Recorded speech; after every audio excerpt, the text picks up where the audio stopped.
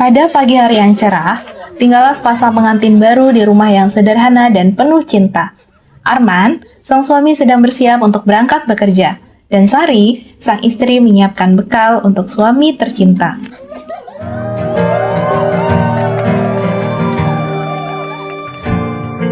Mas, jangan lupa nanti bekalnya dimakan ya.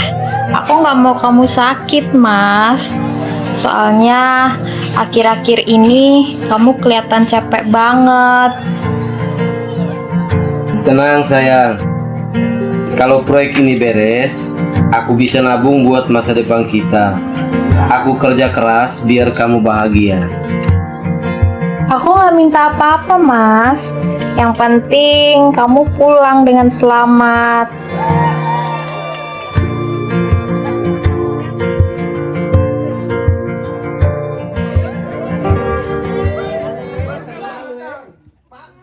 Oh dengannya, dengan dia langkahku sempurna.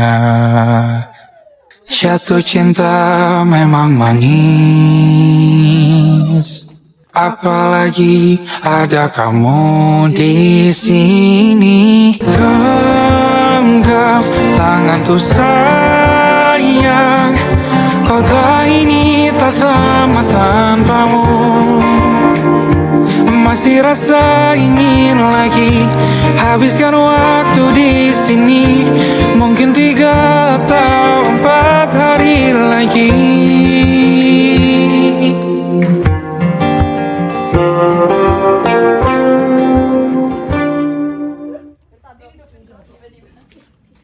Pada siang hari, di lokasi proyek konstruksi, para pekerja proyek terlihat mondar-mandir.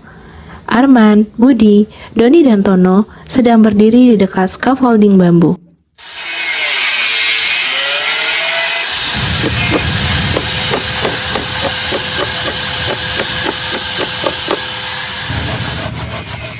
Weh, kok saya ragu ya lanjutin proyek pakai scaffolding dari bambu begini? Iya, kuno banget. Masih pakai bambu begini, kayak dari zaman Majapahit. Padahal ini kan sudah 2026. Bukan masalah kunonya, Ton. Kalian yakin ini kuat buat kita naikin? Yakin gak yakin sih, tapi ini yang disediakan logistik. Ikutin aja lah. Aku sih nggak mau naik pakai itu. Kalian aja lah yang naik. Aku mending kerjain yang di bawah-bawah aja. Apa kita lapor aja ya? Kita minta ganti pakai yang lain. Kalau kita lapor sekarang, nanti kerjaannya bisa berhenti. Kalau nggak sampai target, nanti bonusan kita dikurangi. Aku pengen nabung buat belikan istriku hadiah. Sayang istri sekali kau, Man. Salut aku. Sayang istri sih sayang istri, tapi gak gitu juga lah, Man. Keselamatan itu lebih penting. Ya sudah, gini aja. Saya coba naik pelan-pelan, kalian awasin saya dari bawah. Hati-hati, Man. Pegangan yang kuat, Man. Hati-hati, Man. Woi, goyang ini. Woi, tolong, tolong.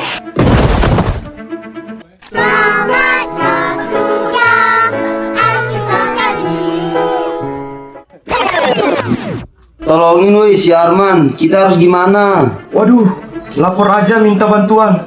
Saya lapor Pak Boy aja. Kantornya kan paling dekat sini. Pak Boy, ini ada yang jatuh, Pak. Waduh, di mana jatuhnya? Ayo antar saya ke sana sekarang. Wah, parah nih. Telepon ambulans sekarang.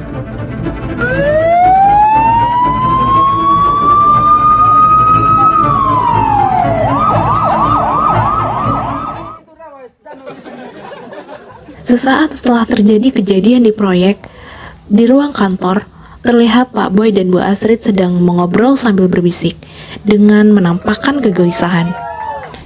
Ini gawat, Bu. Kalau dicek pakai bambu jelas tidak sesuai standar. Tenang aja, soal kecelakaan Arman, kita tulis aja di laporan meninggal karena ada penyakit bawaan. Lagian jatuh dari scaffolding bambu juga harusnya nggak bikin dia sampai mati. Tapi buktinya dia beneran meninggal, Bu. Gimana kalau keluarga korban minta kejelasan? Apalagi kalau sampai nuntut, gimana? Ya buat aja laporan kayak yang aku bilang tadi. Nanti aku bantu ngomong sama Pak Surya. Dia pasti percaya-percaya aja. Beneran bisa nih? Aman kan kita? Ya aman lah, nggak akan ketahuan. Penakut amat. Saat Pak Boy dan Bu Astrid sedang berbisik, Pak Surya pun masuk dengan wajah tegang. Saya dengar ada yang kecelakaan di proyek. Iya, Pak. Sudah ditangani. Korban sudah dibawa ke rumah sakit. Terus, bagaimana keadaan korbannya sekarang? Meninggal dunia, Pak. Astaga, korbannya kenapa bisa sampai meninggal? Korbannya kena serangan jantung, Pak. Ini laporan kecelakaan kerjanya. Astrid, tolong urus biaya rumah sakit dan kompensasi untuk keluarga korban. Baik, Pak. Aman. Tuh kan aman. Bos mah percaya-percaya aja. Iya, weh. Kelihatan dari mukanya emang gampang ditipu.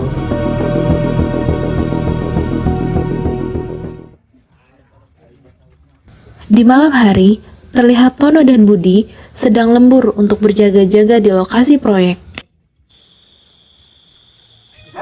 Kenapa saya dapat giliran lembur sih? Kan seram. Aman Ton, kan ada saya. Ye, lu kan penakut juga, Bud. Sama saja. Enak aja loh, gue mah berani. Tolong. Bud, lu dengar sesuatu nggak? Hah, dengar apa sih? Nggak dengar apa-apa saya. Lu jangan bikin saya merinding loh. Ada yang manggil-manggil, Bud. Tolong. Hah, Arman, ini nggak mungkin. Kamu kan sudah mati. Dengerin saya. Alat-alat di sini berbahaya. Jangan biarin yang lain baik bambu itu. Man, kamu mau apa? Saya tidak mau ada korban lagi. Cukup saya saja. Lari Ton.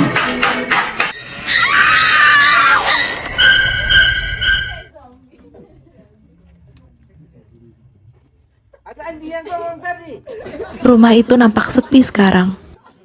Mungkinkah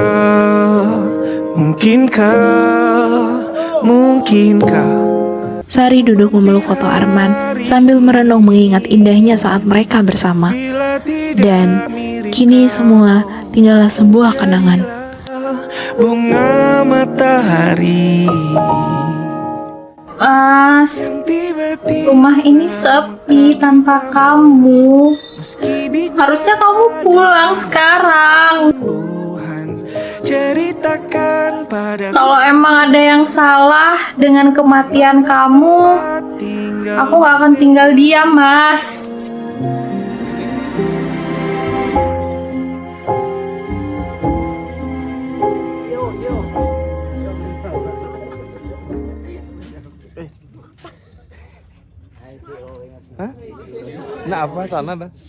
Suasana kantor pagi itu terasa tegang dan sunyi.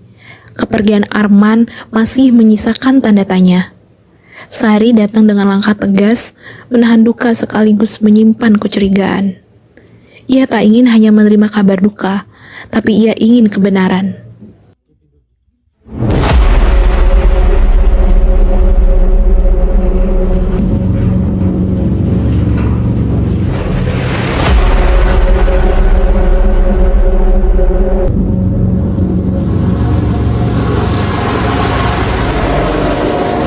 Pak Surya, saya istri Arman.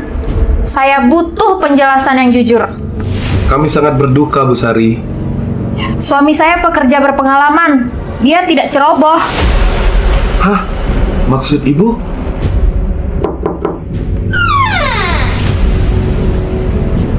Pak, ini saya ada bukti kecurangan Pak Boy dan Bu Astrid selama ini. Hah? Kecurangan? Berarti selama ini saya dikelabui oleh mereka. Halo Boy, saya mendapat laporan dari Doni tentang kecurangan kamu dengan Astrid. Sekarang kalian cepat ke kantor saya. Boy pun datang dan langsung menghampiri dan menarik kerah baju Doni.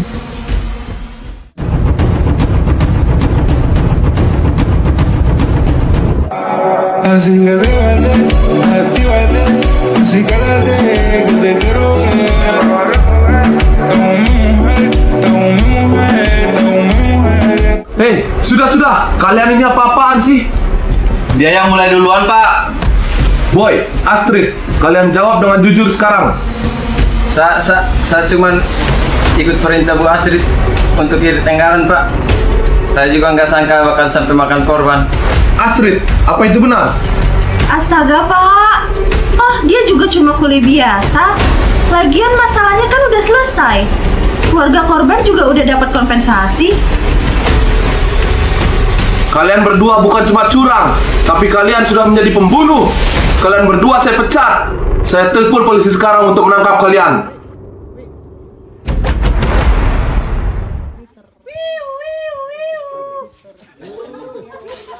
Keesokan harinya, Pak Surya berusaha membangkitkan semangat para pekerja agar proyek pun dapat berjalan kembali seperti semula.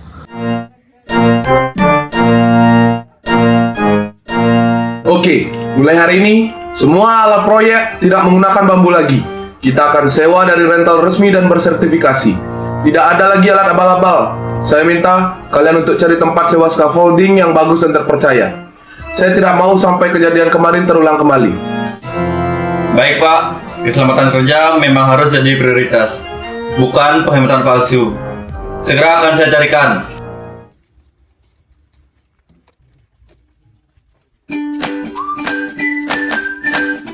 Selamat siang, Pak. Selamat datang di Rentalin Scaffolding. Ada yang bisa kami bantu? Iya, Mbak. Ini saya mau sewa scaffolding. Apakah bisa saya sewa scaffolding di sini?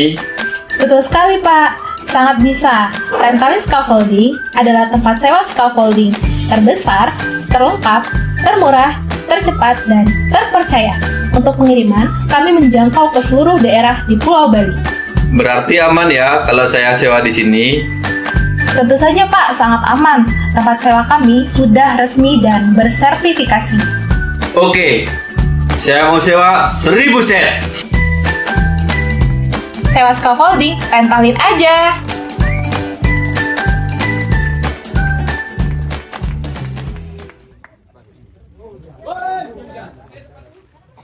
Di dalam sel penjara yang gelap dan sunyi, Boy dan Astrid duduk dalam ketakutan dan penyesalan. Boy. Wih, suara apa tuh? Suara tikus. Bukan, kayak ada yang manggil nama saya. Ih, seram. Jangan mulai deh, Boy. Kita udah cukup gila diem di tempat ini. Boy. Astrid. Nggak mungkin. Dia kan udah mati. Kita. Kalian ingat sekarang. Maaf, saya minta maaf. Saya nggak bermaksud membunuhmu.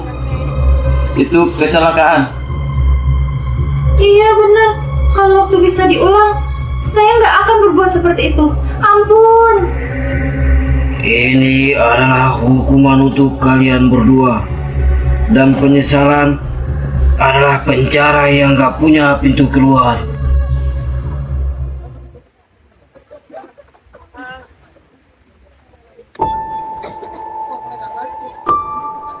Setidaknya keadilan sudah ditegakkan.